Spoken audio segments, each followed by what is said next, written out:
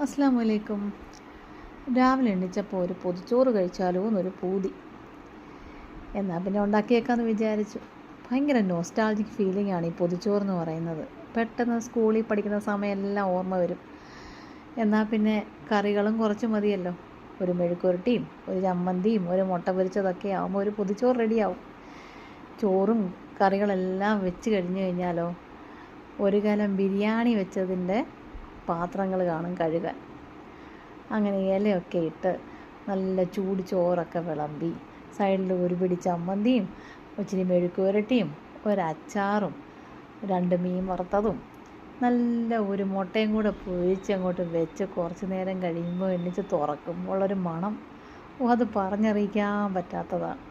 എന്തൊക്കെ കഴിച്ചാലും ഒരു പൊതിച്ചോറിൻ്റെ ഒരു ടേസ്റ്റ് വേറെ തന്നെയാണ്. ഇങ്ങനെയൊക്കെ ആഗ്രഹങ്ങൾ വരുമ്പോൾ ഇങ്ങനെയൊക്കെ ചെയ്യുന്ന ആൾക്കാരുണ്ടെങ്കിൽ ഒന്ന് കമൻറ്റ് ചെയ്തേക്കണേ.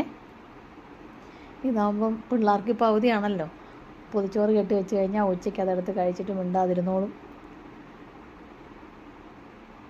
വല്ലപ്പോഴെങ്കിലും ഇങ്ങനെയൊക്കെ ഉണ്ടാക്കുന്നവർ കാണുമായിരിക്കുമല്ലോ.